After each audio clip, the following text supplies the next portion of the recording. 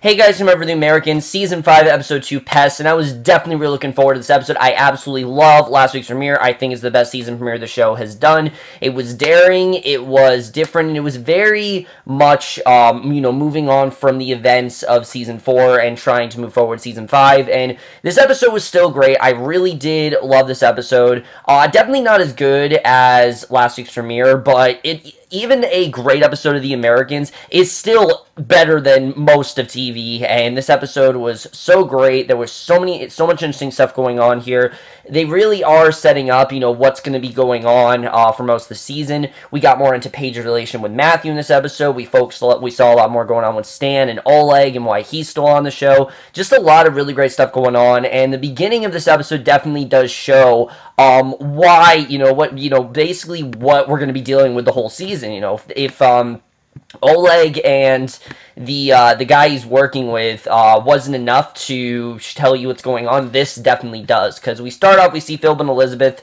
They're meeting up with Gabriel. They deliver the sample of William's body that they stole from his grave, and just a crazy mission overall, what they had to do. But Philip explains that they had to kill Hans on the mission because his hand was cut, and they may have contaminated with Lassa fever. And of course, they're trying to get rid of Lassa fever. And that seems to be very much on the back burner now. Like, it definitely is still out there, but it's not the main problem going on with this season. That was Season 4's problem. Now we're moving to Season 5's problem, which, as I expected, is a lot more of a complicated situation and is definitely a lot more threatening than what was going on in Season 4. Not the Lassa fever wasn't bad, but what's going on in Season 5 is really scary to think about. But basically, Gabriel reveals that they have bigger problems. The center has been delivering messages every hour that they have reason to believe that the U.S. is contaminating shipments of grain headed to the Soviet Union. So basically, I kind of got it wrong last week. I said that it was that, they're losing food or whatever. It's not that. It's basically that they are, in fact, getting food,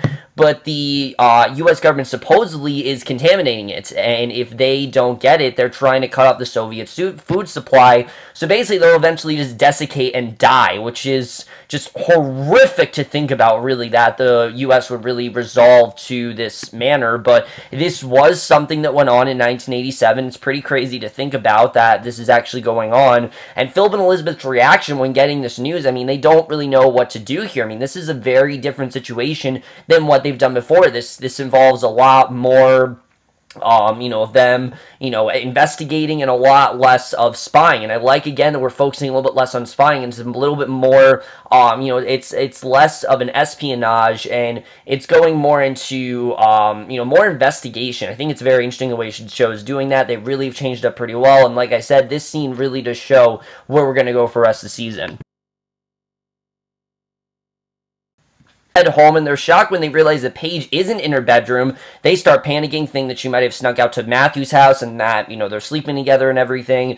But before they start an official search, they hear something in the closet, and Paige is sleeping in there, and she mumbles that she couldn't sleep and climbs into her bed. So she's sleeping in the closet now. Why, we don't know. I think it's mainly because, as we know, she's constantly haunted, by that image of Elizabeth shooting that guy, and I think her being in that closet is just the way she can be by herself and that she can be away from it all, because again, she just wants that normal life. She doesn't want to be around Philip and Elizabeth anymore, and they're obviously baffled by her behavior. They can't believe she'd be acting out like this. But the next day, Philip heads over to Stan's for a beer, and they chat about the woman that Stan has a crush on at his gym. He still hasn't gotten up the nerve to ask her out yet, and their chat turns to Paige and Matthew. And the woman's name is Renee. I forgot to say that her name is Renee.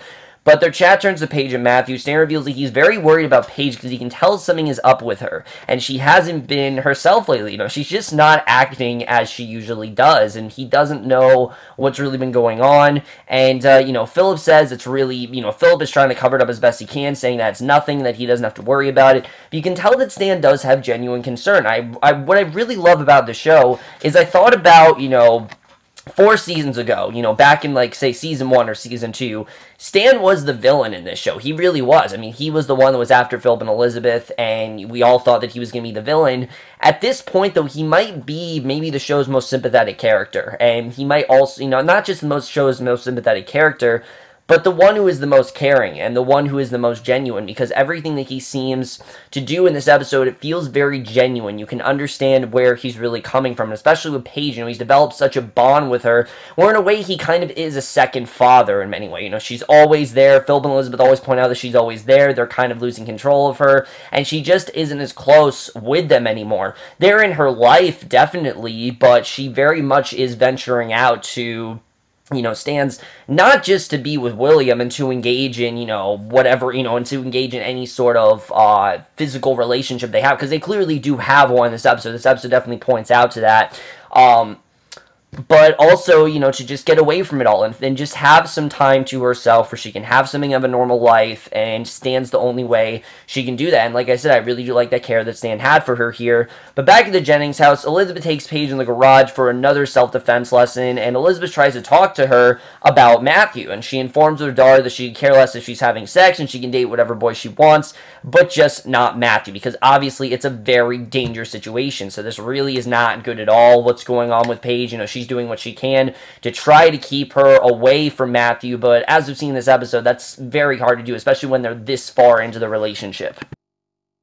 So at work, Stan's calling to the boss's office. They got word that Oleg is alive and well, because they didn't know what happened to him. You know, he kind of just disappeared, and he's working at KGB headquarters in Moscow, as we know, where he's also trying to deal with this whole food shortage problem, and Stan's boss seems to think that they can turn Oleg, and Stan scoffs that it's not possible. You know, they think they can just turn him over to the FBI, and that plan is insane. You know, what they want to do, they're just going to turn him back to the CIA, and he's just going to become an American agent again. No, they're not going to force him to do anything, and basically the FBI seems determined to turn Oleg and get him to work for them, even if they have to blackmail him or even threaten his family in order to get him to do so. And I like that Stan is completely against this, because not only does it show the years of history these two have, because, I mean, let's face it, they both came from a place, you know, from liking the same girl. That's how this all started. You know, this all kind of started off as this love triangle where they both have feelings for Nina, but now that Nina's gone, their friendship has carried over, and it's become a lot more genuine now. It's not just two people fighting over Nina. It's not just two people having similar, you know, similar type of lives. It's now two people who genuinely do care for each other. And I think as much as Oleg, you know, doesn't want to be, you know, doesn't want to admit it, I think Stan genuinely does care for Oleg. And I think he genuinely does have, you know, he definitely does have a bond with Oleg, and he definitely does understand what Oleg is going through. And you see in this episode, you know, he's trying to get them to focus less on that. He even says, you know, try to think of who killed Gad, which that's been something that nobody really has talked about. You know, that's something that they've completely glossed over because it just wasn't a big deal at the time. But that is something that I think is eventually going to get solved. I mean, it has to, right? Like, Gad was, you know, Stan's mentor. They can't just not answer that question.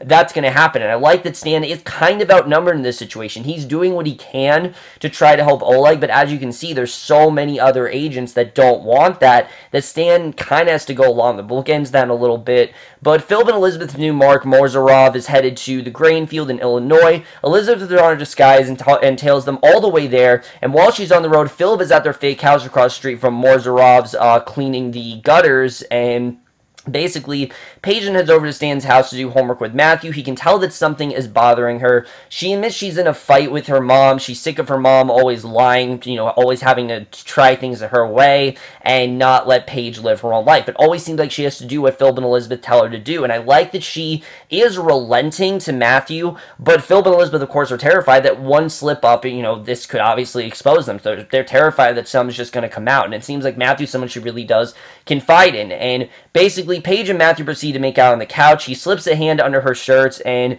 it looks like she is taking what her mother said to her after all, because she lets him. I mean, these two clearly do have sex, and I love that the show doesn't have to show you they had sex to tell you they had sex. Like, we know, obviously, these two had sex, and I think it's really well done the way the show does that. It just shows how subtle the show is. The show's always done a very good job with subtlety, and this is a very good example of that, you know, knowing that Paige did in fact have sex with Matthew, and she is kind of doing what Elizabeth said to do. The difference is it is with the one person Elizabeth said not to engage in sexual content with. So I do like the way that Paige is taking her mother's advice to heart, but she's doing it on her own terms. It just really shows how independent Paige is growing, and I really love seeing that this season.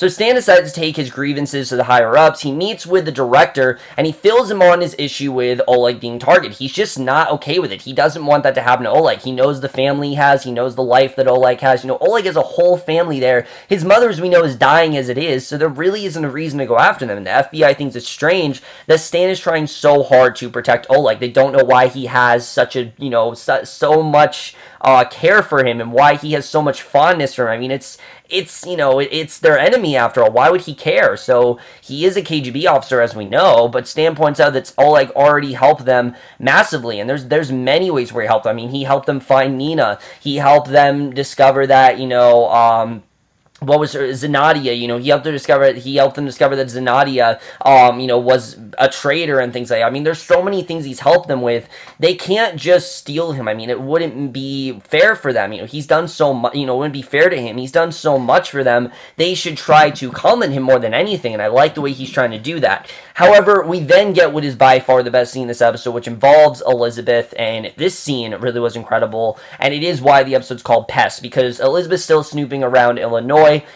After Mazarov and his people leave the farm, she decided to check it out. She finds a massive greenhouse filled with plants, and some of them appear to be dying. So the crops are dying, and Elizabeth's poking around the plant. She stirs up some insects. Thousands of tiny black bugs begin buzzing around the greenhouse and biting her legs, and it really is a terrifying scene to think about. But Carrie Russell really shows that terror very well in her face. She rushes out of the greenhouse, she drives home, immediately hops in the shower, because who knows what it could be. It could be fleas, it could be ticks, and just something like that is just so riveting to watch. And this is something that happens to people every day. You know, there's pests, and, you know, there's bed bugs and things like that. But one of the fears that someone always has, you know, when they're renting a room or something like that, is that there is going to be bed bugs. And this whole scene with her trying to get away from the bed bugs or ticks or whatever it was, we don't really know what it was. It was fleas or something. Whatever it was, she ran to that shower and just absolutely was the highlight scene of this episode. I love the way that scene was done.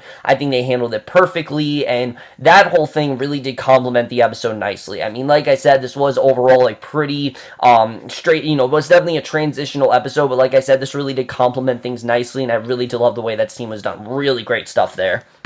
So in the morning, Philip then heads to the gym with Stan. He can't wait to introduce him to Renee, who we realize is a little bit off. Just something about her, especially the way that Stan refers to her as basically a female version of Philip. She's basically just as secretive as Philip. She seems a bit too overly friendly, and they do agree to make plans to go on a second date, but there just seems like there's something off about her. So I don't know if the show is alluding to the fact that she is a Russian spy, or that there's just something else going on with her, but definitely what he said with Philip, you know, with him saying that she's a female version of Philip, was not just meant to be a comedic line.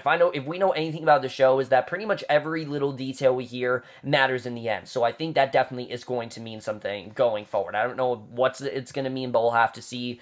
But I did like seeing Philip kind of be a mentor to Stan. It was kind of fun to watch. I've always liked their dynamic, and it's good to watch because who knows how much longer it's going to go, honestly. You know, we know that Stan's going to find out at some point, and I think he's going to find out this season, so who knows how much longer this bond's really going to go. You know, those two work so great together, and I like what we saw, but Philip then heads home, and he and Elizabeth then discuss the bugs in the greenhouse, and she thinks they're going to have to question Morozov to figure out what he's up to, because remember, they think Morozov is that traitor that is the one that's responsible for what's going on in the greenhouse and things like that. You know, that's what she thinks is really going on here. Clearly, the bugs are the ones contaminating the food, and that's what Gabriel fears is also going to happen, is that the bugs are eventually going to override everything. But they put on their disguises, they head out to dinner with Morozov and his family, and this scene was extremely well done. I love the way this was done because there's so much riding on this scene. They are eating dinner. Morozov is ranting about how much he hates where he came from, the Soviet Union, and how there was just so many more restrictions, and how he loves America because he can have whatever food he wants. He can do whatever he wants.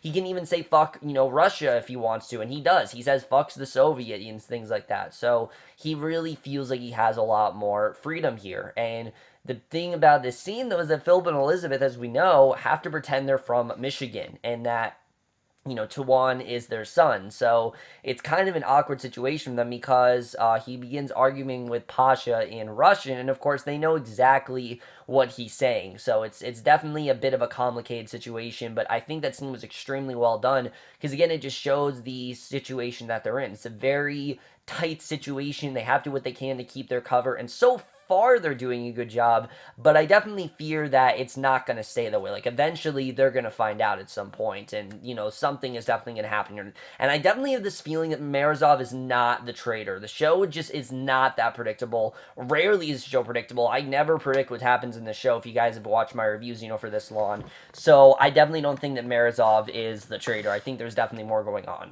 but we'll have to see what happens there. But the ending of this episode, I'm not going to lie, I wasn't a huge fan of. I think definitely because of how great the ending was last week, this ending just kind of failed in comparison. I liked this ending. I didn't love the ending. Like, when it ended, I really was surprised the episode was over because they realized that Paige is going to see Matthew no matter what they say. So they decided to take a different approach with her. Elizabeth basically tells Phillip that they have to start treating her like an adult rather than a kid because they've been treating her like a kid and they just can't do that. She's just going to do the opposite of what they tell her to do because she just is being very defiant. But it's not because she's being a rebellious teenager. It's because she wants to be able to do what she wants and she wants to be able to have freedom. This is stuff that she should be able to have, and that's what normal teenagers should have to go through. She just wants to go through those normal teenage problems, but instead there's just so much more plummeted on her and it's just too much for her to handle. And they head to her bedroom. They get home and sit her down and teach her a tactic that will soothe her if she's ever feeling overwhelmed or emotional while she's with Matthew. And they end up telling her basically what they're going through with the whole greenhouse situation. The idea is basically to distract her so that she doesn't spill the beans about her parents being spies. And they end up telling her what's going down. What's going down at the greenhouse and things like that, and everything that she should be worried about. And that is the way this episode ends. Really good stuff overall, but let's just get into this episode and where we're going to go next week. So overall, this was another really great episode. I definitely really did love this one. I think it's just been because the show has been on such a high streak that this one was just a little bit disappointing, but a great episode of The Americans is still a great episode of The Americans. This is just another one of those, transitional type episodes where we really got into everything going on this season, and I was completely fine with that. I really do love where the season is headed overall. But let's talk first about what's going on with this whole greenhouse situation, because this is a very, like I said, different situation, but it's also a very dangerous situation. As we see, I mean, these bugs are parasites, and they are supposedly the reason why this food is, the way it is, and why the food is contaminated. And just Elizabeth's fear in that scene was incredible. Kerry Russell really sold that fear there. But Morozov, like I said, I don't think he's going to be the traitor. I think it's too predictable. I think the show loves to not contradict itself. That's not the word. It loves to trick the viewer. It loves to make the viewer think it's going in this direction, and it's not, and the show does a really great job of that. On a lot of shows, it'd be frustrating, but this show does it extremely well, because it always does have a thorough line, and I think that line where Stan says that Renee is like Philip, I don't think Renee is the one responsible, but I do think she's somehow connected to this, because the show likes to do a lot of things that seem connected, but are seemingly connected to what's going on. So I think definitely we're going to get something with that. I don't think that line, like I said, was just something to, something to laugh at. I think there's definitely more to it, and I'm interested in seeing really where that's going to go, because I think there definitely is more to that line overall. But again, we'll have to see what happens there. But this also was a great episode for Paige and what really Paige is going through, because as we can see, Elizabeth and Philip are really starting to realize that them just telling Paige not to see Matthew isn't really working. She's going to see him, they're probably having sex, and there's really nothing they can really do. But I mean, they can't force her to not date him. They kind of just have to let her be independent. But I do like the way they're trying to, steer her away from that. It's not going to work, though. I mean, she's still going to see him. It's not going to change anything. But, of course, the fear they have of her, that one slip-up very well could come true. Because, let's face it, Paige is still a kid. And she is still someone who, is still learning a lot about the world. And there's just a lot of, especially because she confides so much in Matthew, I really would not be surprised if that ends up going down that way. But I don't think it's going to happen that way. I don't know really what's going to happen there. We'll have to end up seeing what ends up happening, especially when it comes to Stan, who, like I said, is very close to finding out what's going on. I think he's going to find out by the end of the season. I think this episode kind of confirms that's going to happen, and It's going to be sad when he does, because we're going to lose that dynamic between him and Phillip that, like I said, have really just been one of the highlight relationships of the show. Just their bromance has always been something I've loved.